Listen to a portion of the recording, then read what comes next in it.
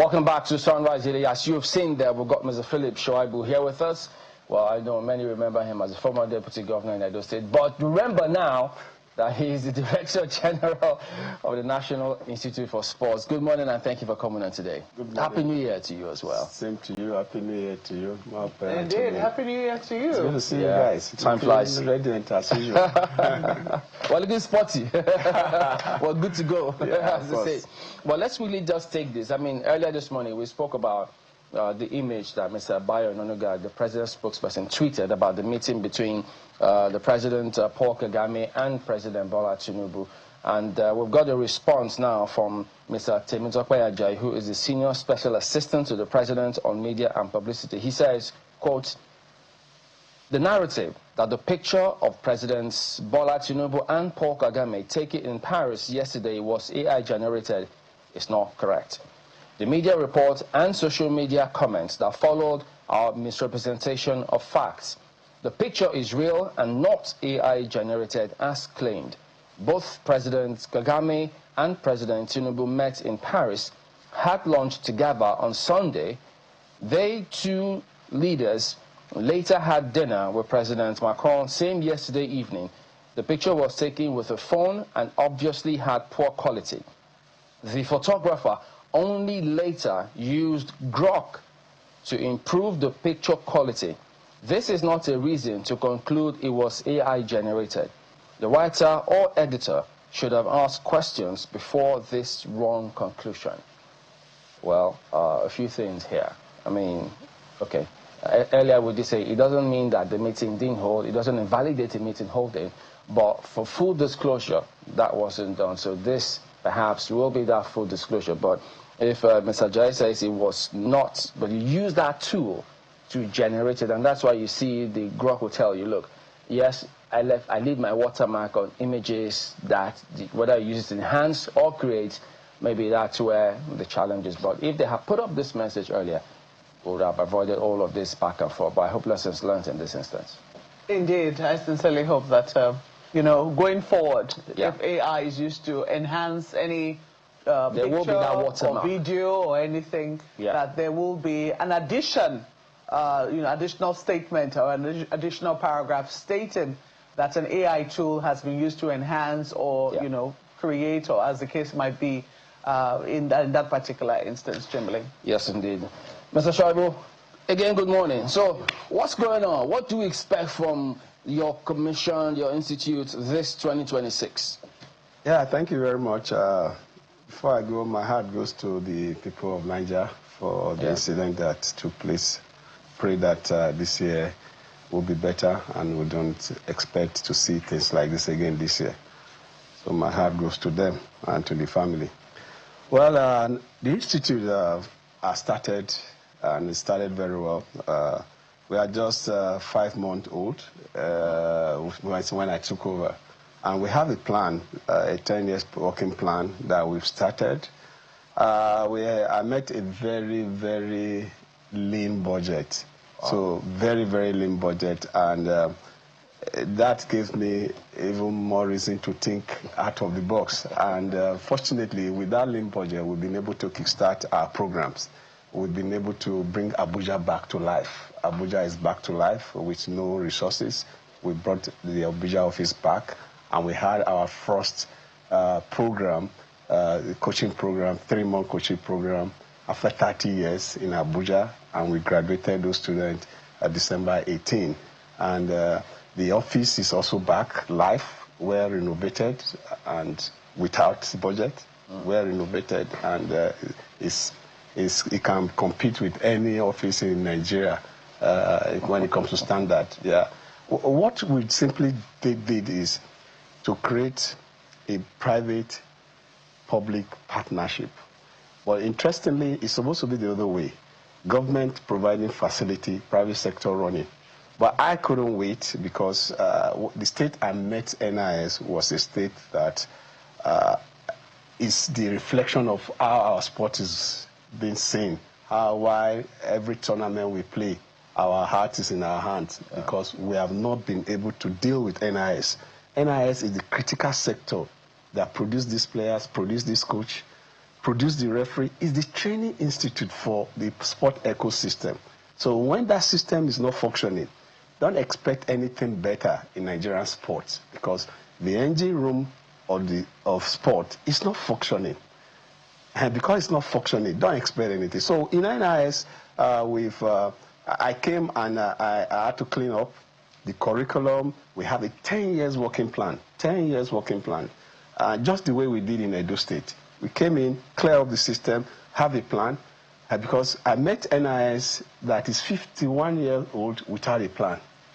Wow. So we have to create a plan, a roadmap, and first year, second year, like that. Funding is a major problem, so we have to get private sector involved. Fortunately for us, everybody is tired with praying and fasting for our sports for us to win tournaments. So a lot of private sector are interested in helping to make NIS work, so that our wallet is praying without fasting to go to tournament. Just how it's supposed to be. We shouldn't fast. You know, it's such a sad thing. I mean, I must confess that I hadn't. It's really bad. I haven't heard of the NIS before now. I mean, I've heard of the National Sports Commission and you know, a number of other, well, I say, bodies associated with sports, but that's just how backwater the NIS has been, and the fact that it's been in existence, as you highlighted, for 51 years. And this is where we currently are, where a lot of Nigerians don't even know that such an institution exists. With solid infrastructures. So clearly, you have your work cut out for you in terms of what needs to be done to revive our sports industry. And it's such a shame that also the sports world, I think at this time, is still mourning somewhat some of the tragedies that occurred in 2025. Just yesterday, Anthony Joshua's friends were buried in a mosque, and I also know how interested you've been in boxing. Yes, you know, we still have a montage of you still throwing punches,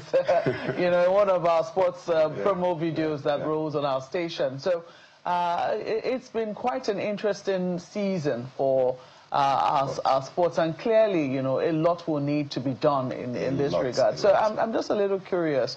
You have already stated the challenge that the funding is lean, but there is the question of confidence, because every time we speak of funding, people just always are skeptical, especially when it comes to sports and funding. We saw what happened last year with the funding for the NFF, the Nigerian Football Federation, and the controversy that was generated when FIFA came out with what it was that it had spent on funding football in Africa and what Nigeria was supposed to have received, and you know, the kinds of questions that were raised. So how do you intend to be transparent and accountable to the private sector and to Nigerians in general, for those who will be interested in saying, this is one way we can actually get our young people engaged, this is one way we can continue to promote ourselves, you know, globally as a nation, and this is one easy way to get a lot of youths off the streets. How do you intend to promote accountability for those who intend to, you know, put their money where their mouth is? Yeah, funding, yeah. I will answer that question, but let me also let us know. President Bola Ahmed Tinubu, under his administration, funding of sports has been the highest. The last budget is the highest budget sports sector I've ever gotten. Serious money. But NIS was not captured in that funding. And it has been like that for a decade. I remember I called that all the former Minister of Sports should be, National Assembly should call them to come and account for their role in destroying NIS. It was deliberate. It was deliberate because the budgeting system encourages consumption. It does not encourage infrastructural development or infrastructural maintenance.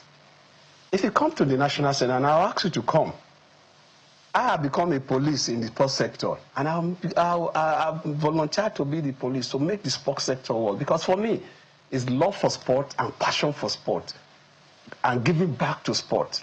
That's what, in Edo State, we did it. So in terms of budgeting, the budget system has to change from consumption to infrastructural development, because true to it. In our simple economics, they say government have no business in business, but have business in providing enabling environment. But in sport, government have no business in daily running of sport, but they have business in developing the infrastructure, building infrastructure. The infrastructure is what the private sector will leverage on to now deal with sport. While you're here to answer my question on accountability, I want to quickly ask this. Is the NIS a part of the Nigerian Sports Commission? No. You're an independent body? Yes, when the Ministry of Sports was in existence, yes, the Commission, NIS, and NFF were parastatal under the Ministry of Sports. I see. So now, the president, we clamor. I was one of those agitators that agitated that we should have the ministry out and we should have the commission.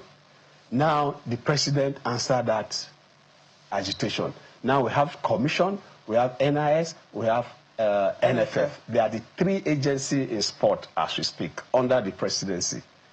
So, but the transition from ministry to commission has not been there. The system that's still operating is still a ministry system. But unfortunately, NIS on its own has its own budget, it defends its own budget. Approval ends with the CEO, which is Shaibu.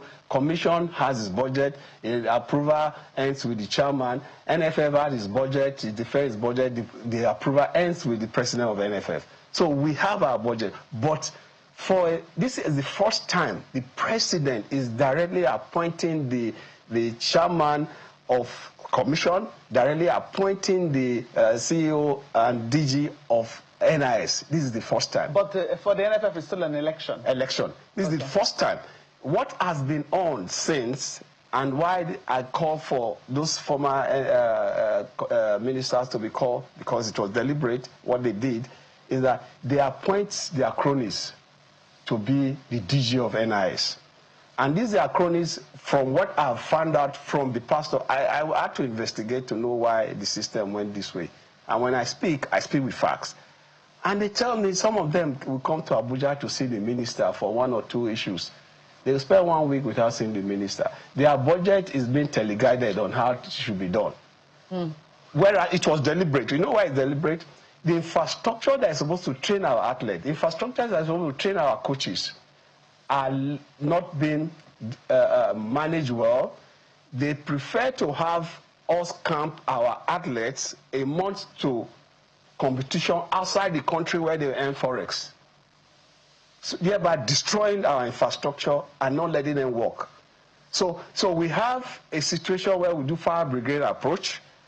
1 month to the tournament, we'll start looking for one African country, one other area that we are camping our team, as against what it used to be. Those days, 1980, the Okalas and the rest, they were camped in National Stadium, NIS facility. They were not camped in Djibouti or camped in Egypt the way they did before they moved to Morocco. They were camped in Lagos. Our athletes, even youth games now, youth international games, we move them to neighboring country to train them. Whereas we have the facility in Nigeria. That is the role of NIS. So that role has been taken out for a long time. So coming back to the question I asked you earlier about accountability, for those who are now interested in helping to revive this, well, you say government is the one that should be doing the infrastructure, but clearly you will certainly need help in that regard. Of course. So for those who will be interested, how do you intend to ensure accountability and transparency? For me, I'm bringing my own integrity to play, which was tested in Edo State. When we came to Edo State, it was similar situation I found in Edo State. But we were able to rebuild infrastructure. We built those infrastructure and we brought private sector to help drive it. You remember that we brought in private sector to be part of our board and to be part of the programs that I was doing. I was the chairman of the sport festival and make sure I incorporated private sector to be part of my committee so that they will see, they may not have voting right, but they are in the system seeing how their investment is being run. That one gives them confidence. You remember, we are the first I am the first chairman of a local organizing committee. After the sports festival, money that was left, 550-something million, was returned back to government. And we did our internal and external auditing, which was submitted to their minister, Sunday Dare, is the first of its kind. Because for us, we needed that partnership for the private sector to be able to buy into it. Because sports really can help to deal with this insecurity that we have. Because when you engage these young ones in the morning, you engage them in the afternoon, they'll be too tired to be idle for anybody to use. So for us, private sector need an enabling environment for them to strive. They need a peaceful environment. So hence, we are partnering to make sure the environment is peaceful by engaging these young ones. So in terms of accountability, I don't see any issue with it because we are going to involve them in every daily activities of our programs. And for instance, the 10 years working programs that we worked out, before it becomes a program that we have to implement, I subjected it to stakeholders vetting. And you recall, the chairman of NNPC board was the chairman of that committee that I set up. And the report that they brought out from the report, which is a 10-year working plan, is what we're implementing now. And one of the major issues that they raised was that we must make sure private sector buy-in and participation. That is the fastest way we could grow sport.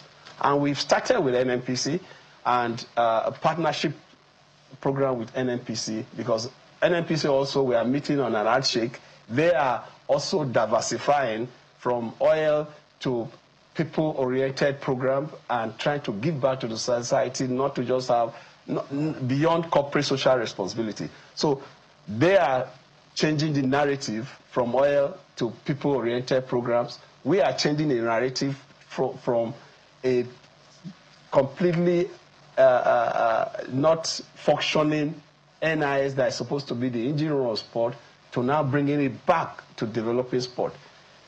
Sports, not just sport, sport medicine is critical. And sport medicine beyond sporting activities. For instance, paramedics, you'll be shocked that NIS, one of its mandate is to train paramedics. The facilities in Lagos, but it was run down. So and paramedics, in the entire world, there are shortage of paramedics. So some of these are young ones that want to even travel out of the country. Paramedics, the whole world is looking for paramedics, and we have a facility that can train these young men to be self-sustaining. So for us in NIS, I'm happy that the president deemed it fit to get me there. Initially, it was like from deputy governor to DG of a sports institute. But when I got there, I saw the reason why I was put there, and I'm so excited because we are going to change the narrative. I am going to make sure that the sports system actually live up to its name, and those that are in the system must wake up. And if they don't wake up, you know, I will shout, and I'll get them to. So I am assuring the private sector, the way we did in Edo, we will do it here in Nigeria. Because, for instance, Bender Insurance Edo Queen became the apple of everybody's eye. The sport festival that we organized has been the best sports festival ever organized by a sub-national. Because on the day of the tournament, medal table were already out, not a day after. And for the first time, we were able to bring all our programs, sound and sound, the audited accounts, all presented to the sports ministry.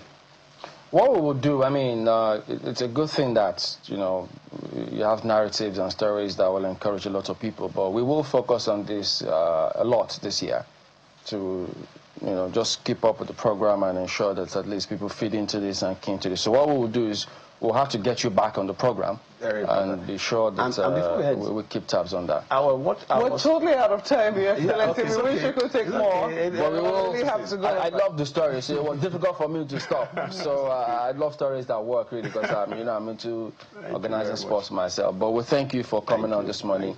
Mr. Philip Shaibu is the Director General of National Institute of Sports. We wish you all the best, and we will always be there to do what we can to make sure this story is work. Thank you for coming on. Thank you.